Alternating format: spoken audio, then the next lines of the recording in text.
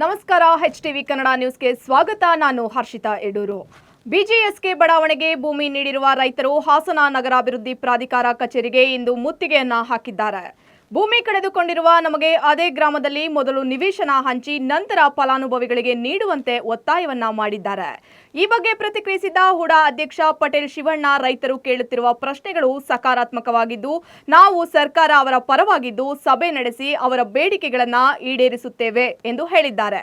ಸರ್ಕಾರದ ಯಾವುದೇ ನಿರ್ಧಾರ ಪಾರದರ್ಶಕವಾಗಿರುತ್ತದೆ. ಇನ್ನು 80 ಎಕರೆ ಜಮೀನನ್ನ ವಶಪಡಿಸಿಕೊಳ್ಳಬೇಕಾಗಿದ್ದು ಅದನ್ನು ಪೂರ್ಣಗೊಳಿಸುತ್ತೇವೆ ಎಂದು ಹೇಳಿದ್ದಾರೆ.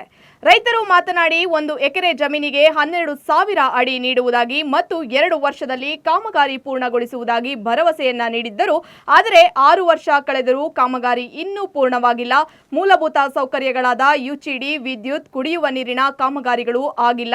ಆದರೂ ಸೈಟ್ ವಿತರಣೆ ಮಾಡುತ್ತೇವೆಂದು ಫಲಾನುಭವಿಗಳಿಗೆ ಕಣ್ಣೊರೆಸುವ ಕೆಲಸವನ್ನ ಮಾಡುತ್ತಿದ್ದಾರೆಂದು ಆಕ್ರೋಶವನ್ನ ಹೊರಹಾಕಿದ್ದಾರೆ. ಈಗ ನಮ್ಮ ಈ ಸುಮಾರು 3-4 ಹಳ್ಳಿ ಸೇರಿದೆ. ಗೇಕ್ರಹಳ್ಳಿ, ಸಮುದ್ರಹಳ್ಳಿ, ಬೂನಹಳ್ಳಿ, ಕೆಂಚಕಹಳ್ಳಿ 4 ಊರಿಂದಲೂ ರೈತರಿಗೆ 1 ಎಕರೆಗೆ 12,000 ಅಡಿ ರೈತರಿಗೆ ಕೊಡ್ತೀನಿ ಅಂತ ಹೇಳಿದರು. ಅದು 2 ವರ್ಷದೊಳಗೆ ಕಂಪ್ಲೀಟ್ ಮಾಡಿಕೊಡ್ತೀನಿ ಅಂತ ಹೇಳಿದರು. ಅದನ್ನು ಇನ್ನೂ ಮಾಡಿಕೊಟ್ಟಿಲ್ಲ. ಈಗಲೇ 6 ವರ್ಷ ಆಗಿದೆ. ಈಗ ಏನು ಮಾಡ್ತಿದ್ದಾರೆ ಅಂದರೆ ಅಧ್ಯಕ್ಷರು ಇವರೆಲ್ಲ ಇದು ಮಾಡ್ಕೊಂಡು 18ನೇ ತಾರೀಕು ಈ ದುಡ್ಡು ಹಣ ಕಟ್ಟಿರೋಂಥವ್ರಿಗೆ ನಿಮಗೆ ಲಾಟ್ರಿ ಮುಖಾಂತರ ಕೊಡ್ತೀವಿ ಅಂತ ಹೇಳ್ಬಿಟ್ಟು ಅದನ್ನು ಪ್ರಚಾರ ಮಾಡಿ ಪೇಪರ್ಲೆಲ್ಲ ಅನೌನ್ಸ್ ಮಾಡಿದ್ದಾರೆ ಅಂತ ನಮ್ಮ ಇದು ಅನಿಸಿಕೆ. ಫಸ್ಟ್ ರೈತರಿಗೆ ಕೊಟ್ಬಿಟ್ಟು ಮಿಕ್ಕಿದ್ದನ್ನ ಆಮೇಲೆ ಕೊಡಬೇಕು. ಇನ್ನು ಕೆಲಸಗಳೇ ಆಗಿಲ್ಲ, ಕರೆಂಟ್ ಆಗಿಲ್ಲ, ECD ಆಗಿಲ್ಲ, ನಲ್ಲಿ ಕೆಲಸ ಇಲ್ಲ.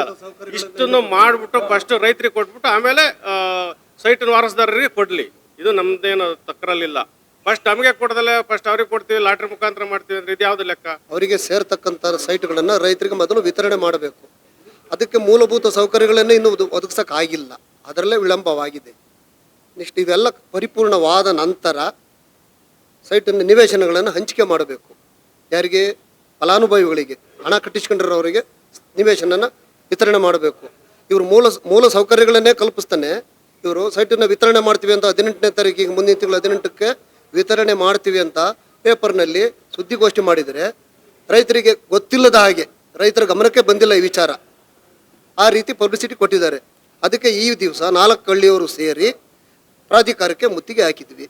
ಅಧ್ಯಕ್ಷರ ಹತ್ರ ಮತ್ತು ಕಮಿಷನರ್ ಹತ್ರ ಸರಿಯಾದ ಮಾಹಿತಿಗಳನ್ನು ಕೊಡಿ. ಈ ಥರ ಸುಳ್ಳು ವದಂತಿಗಳನ್ನು ಹಬ್ಬಿಸೋಕೆ ಹೋಗಬೇಡಿ. ನೀವು ಫಲಾನುಭವಿಗಳ ಕಣ್ಣು ಒರೆಸೋಕ್ಕೋಸ್ಕರ ಈ ಥರ ನೀವು ಸ್ಟೇಟ್ಮೆಂಟ್ ಕೊಡೋಕ್ಬಾರ್ದು ಅನ್ನೋ ಉದ್ದೇಶನ. ಕೆಲಸಗಳು ಪೂರ್ತಿ ಆಗಿಲ್ಲ, ಲೇಔಟ್ ಕೆಲಸಗಳು ಇನ್ನೂ ಪೂರ್ತಿ ಆಗಿಲ್ಲ. UCD ಆಗಿಲ್ಲ, ಎಲೆಕ್ಟ್ರಿಸಿಟಿ ಇಲ್ಲ, ನೀರಿನ ಸೌಕರ್ಯ ಇಲ್ಲ, ಮೂಲಭೂತ ಸೌಕರ್ಯಗಳು ಏನೂ ಆಗಿಲ್ಲ. ಆಗದೇ ಇವರು ಸೈಟನ್ನು ವಿತರಣೆ ಮಾಡ್ತೀವಿ ಅಂತ ಆರ್ಟಿಕಲ್ ಕೊಟ್ಟರೆ ಜನಗಳನ್ನು ತಪ್ಪುದಾರಿಗೆ ಎಳಿತಾ ಇದ್ದಾರೆ. ಆದ್ದರಿಂದ ಇದನ್ನು ಸರಿಪಡಿಸಿಬಿಟ್ಟು ನಂತರ ಎಲ್ಲ ಮೂಲ ಸೌಕರ್ಯಗಳನ್ನು ಕೊಟ್ಟಾದ ನಂತರ ಇವರು ನಿವೇಶನಗಳನ್ನು ವಿತರಣೆ ಮಾಡಿ ಅನ್ನೋ ಒಂದು ನಮ್ಮ ಅಭಿಪ್ರಾಯ. ಅದನ್ನು ವ್ಯಕ್ತಪಡಿಸೋಕೆ ಬಂದಿದ್ದೀವಿ. ಇವತ್ತು 4 ಹಳ್ಳಿ ಜನಗಳು ಸೇರಿ ಬಂದಿದ್ದೀವಿ. ಸರ್ಕಾರ ಇದು ಮುಖ್ಯಮಂತ್ರಿಗಳು ಇವ್ರಿಗೆ ಗೊತ್ತಾದ ತಕ್ಷಣ ಇವರು ಆಕ್ಟಿವ್ ಆಗಲಿ ಅಂತ ಮಾಡಿದ್ದೀವಿ. ದಿನಾಂಕವನ್ನ ನಿಗದಿ ಮಾಡ್ಕೊಳ್ಳೋದು ನಾವು ನೀವು ಜೊತೆಲೇ ಇರ್ತೀವಿ. ಫಸ್ಟ್ ಕೆಲಸ ಸ್ಪೀಡಪ್ ಆಗಲಿ. ಇದ್ರ ಜೊತೆ ರೈತರಿಗೆ ಸೈಟ್ ಕೊಡ್ತಕ್ಕಂಥ ಸಂದರ್ಭದಲ್ಲಿ ಕಮಿಷನರ್ ಅವ್ರಿಗೆ ಈಗಾಗಲೇ ಕೃಷ್ಣಾನಗರದ ಸೈಟ್ ಅಂತ ಭಾಳ ಅನುಭವ ಇದೆ. ಅವ್ರ ಹತ್ರ ಮಾತಾಡಿ ಫಸ್ಟ್ ಪ್ರಯಾರಿಟಿ ರೈತರಿಗೆ ಕೊಡಿ, ಸೆಕೆಂಡ್ ಪ್ರಯಾರಿಟಿ ಅರ್ಜಿದಾರೆ. ರೈತರ ಪರವಾಗಿ ತಾವೇನು ಹೇಳ್ತೀರಾ? ರೈತರ ಪರವಾಗಿ ನಾನೇನು ಹೇಳ್ತಿಲ್ಲ. ರೈತರಿಗೆ ಕೇಳ್ತಾ ಇರ್ತಕ್ಕಂಥ ಪ್ರಶ್ನೆಗಳೆಲ್ಲ ಸಕಾರಾತ್ಮಕ ಇದ್ದೀವಿ. ಅವ್ರೀಗ ಜಮೀನು ಕಳ್ಕೊಂಡವ್ರೆ. ರೈತರ ಪರವಾಗಿ ನಾವು ನಿಲ್ಲೇಬೇಕಾಗಿದೆ. ರೈತರ ಜವಾಬ್ದಾರಿ ಏನೇನಿದೆ, ರೈತರ ಮಕ್ಕಳದೇನು, ಅವ್ರ ಕುಟುಂಬದ್ದೇನು. ರೈತ ಒಬ್ಬ ಜಮೀನು ಕಳ್ಕೊಂಡ್ರದ್ದು ಮುಖ್ಯ ಅಲ್ಲ. ಅವ್ರ ಮಕ್ಕಳು, ಅವ್ರ ಮೊಮ್ಮಕ್ಕಳು ಕಾಲದವರೆಗೂ 1 ಅಡಿ ಜಮೀನು ಸಿಗಲ್ಲ.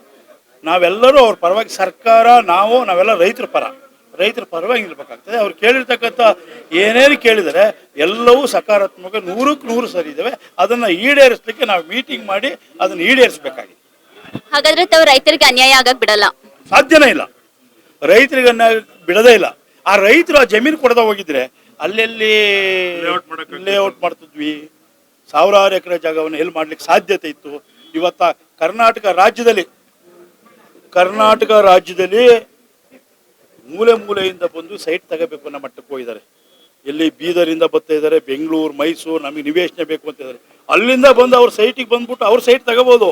ನಮ್ಮ ರೈತರು ಇಷ್ಟೆಲ್ಲ ಭೂಮಿ ಕಳ್ಕೊಂಡವರಿಗೆ ಅವ್ರ ಮಕ್ಕಳು ಮರಿಗೆ ಒಂದೊಂದು ಒಳ್ಳೆ ಸೈಟ್ ಬೇಡವಾ? ಅದರಿಂದ ಮೊದಲನೇ ಆದ್ಯತೆ ರೈತರಿಗೆ ಮಾಡಿ. ಅದರಲ್ಲಿ ಯಾವುದೇ ಬದಲಾವಣೆ ಇಲ್ಲ. ಯಾವುದೇ ಯಾರ ಜೊತೆಲೂ ರಾಜಿ ಸೂತ್ರ ಇಲ್ಲ. ಎಲ್ಲ ಕಾನೂನು ಪ್ರಕಾರವಾಗಿ ಸರ್ಕಾರ ಈಗಾಗಲೇ ರೈತರ ಪರವಾಗಿ ಕಟಿಬದ್ಧವಾಗಿದೆ. ಸರ್ಕಾರದ ತೀರ್ಮಾನ ಪಾರದರ್ಶಕವಾಗಿದೆ. ನಮ್ಮ ರಾಜ್ಯದ ಮುಖ್ಯಮಂತ್ರಿಗಳು, ಉಪಮುಖ್ಯಮಂತ್ರಿಗಳು ನಮಗೀಗಾಗಲೇ ಡೈರೆಕ್ಷನ್ ಕೊಟ್ಟಿದ್ದಾರೆ, ನೀವು ಯಾವಾಗಲೂ ರೈತರ ಪರ ನಿಲ್ಲಬೇಕು ಅಂತ ಹೇಳಿದರೆ. ಹಾಗಾಗಿ ರೈತರಿಗೆ ಎಲ್ಲೂ ಅನ್ಯಾಯ ಆಗಲ್ಲ, ಸಾಧ್ಯನೂ ಇಲ್ಲ. ಶಿವಪ್ಪ ಅವರು ಅವತ್ತು ಸ್ಟೇಟ್ಮೆಂಟ್ ಕೊಟ್ಟಿದ್ರು, ಏನಂತ, ಜೂನ್ 18ನೇ ತಾರೀಕಿಗೆ ಸೈಟ್ ಹಂಚಿಕೆ ಮಾಡ್ತೀವಿ ಪಬ್ಲಿಕ್ಸ್ಗೆ ಅಂತ. ಅದು ಈಗ ಬಂದು ಎಲ್ಲ ನಮ್ಮ ರೈತ ಬಾಂಧವರು ಬಂದು ಇಲ್ಲಿ ಮೀಟಿಂಗ್ ಸೇರಿ ಮಾತಾಡಿದಾಗ ಅದು ನಾವು ನಮ್ಮ ಲೇಔಟ್ ಕೆಲಸನ ಸ್ಪೀಡ್ ಮಾಡೋಕ್ಕೋಸ್ಕರ ನಾನು ಮೀಟಿಂಗ್ ಕರೆದಿದ್ದು. ನಿಮ್ಮನ್ನು ಬಿಟ್ಟು ನಾವು ಹಂಚಿಕೆ ಮಾಡಲ್ಲ, ನಿಮ್ಮನ್ನು ಗಮನಕ್ಕೆ ತಂದು ಹಂಚಿಕೆ ಮಾಡೋದು ಅಂತ ಹೇಳಿದರು. ಆದರೆ ನಾವು ಇವತ್ತು ಏನು ಕೇಳ್ಕೊತಾ ಇದ್ದೀವಿ ಎಲ್ಲರೂ, ಇದು ನೀವು ಮಾಡಿದ ತಪ್ಪು. ಎಲ್ಲ ಮೂಲಭೂತ ಸೌಕರ್ಯಗಳು, ನೀರಿಂದಾಗಲಿ, ಈಜುಡಿದೇ ಆಗಲಿ, ರಸ್ತೆದೇ ಆಗಲಿ, ಎಲ್ಲ ಸೌಕರ್ಯಗಳನ್ನು ಮಾಡಿ ನಂತರ ಫಸ್ಟು ರೈತಿಗೆ ಪ್ರಾಧಾನ್ಯತೆ ಕೊಟ್ಟು ನಂತರ ಪಬ್ಲಿಕ್ಸ್ಗೆ ಹಂಚಿಕೆ ಮಾಡಿಕೊ ಅಂತ ಹೇಳಿದ್ದು. ಆಮೇಲೆ ಇನ್ನೊಂದೇನೆಂದರೆ, ಇವತ್ತು ಇಲ್ಲಿ 1160 ಎಕರೆಯಲ್ಲಿ 80 ಎಕರೆ ಸೈಟಿನ ಜಮೀನನ್ನು ಕೆಲವರು ಇನ್ನೂ ಜೇವಿಗೆ ಬರ್ಕೊಟ್ಟಿಲ್ಲ. ಅದರಿಂದ ಫಸ್ಟು ಅವ್ರದನ್ನು ಮಾಡಿಕೊಂಡು ಜೇವಿಂಗ್ ಮಾಡ್ಕೊಂಡು ನಂತರ ಇದನ್ನು ಎಲ್ಲರಿಗೂ ಸಂಪಾಲಾಗಿ ಹಂಚಬೇಕು ಅಂತ ನಾವು ಕೇಳ್ಕೊಂಡಿದ್ವಿ. ಅವರು ಇದಕ್ಕೆ ಒಪ್ಕೊಂಡಿದ್ದಾರೆ. ಅದರಂತೆ ನಾವು ಕೇಳ್ತಾ ಇದ್ದೇನೆಂದರೆ, ಇನ್ನು 6 ತಿಂಗಳು ಲೇಟ್ ಆಗಲಿ, ಎಲ್ಲ ಮೂಲಭೂತ ಸೌಕರ್ಯ ಕೊಟ್ಟು ಎಲ್ಲ ಕ್ಲೀನಾಗಿ ಫಸ್ಟು, ಆಮೇಲೆ ರೈತ ಬಾಂಧವರಿಗೆ ಕಾರ್ನರ್ ಸೈಟ್ ಕೊಡಲೇಬೇಕು. ಅಲ್ಲ ಕಾರ್ನರ್ ಸೈಟ್ ಕೊಡಲೇಬೇಕು ಅಂತ ಕೇಳ್ಕೊತಾ ಇದ್ವಿ. ಆಮೇಲೆ ನಂತರ ಇಷ್ಟೆಲ್ಲ ಮಾಡಿದ ಮೇಲೆ ನಮ್ಮನ್ನು ಪುನಃ ರೈತರ ಮೊದಲಿಗೆ ನಮಗೆ ಹಂಚಿಕೆ ಮುಂಚಾಗಿ ರೈತರನ್ನು ಕರೆಸಿಬಿಟ್ಟು ಮೀಟಿಂಗ್ ಮಾಡಿ ನಂತರ ಹಂಚಿಕೆ ಮಾಡಬೇಕು.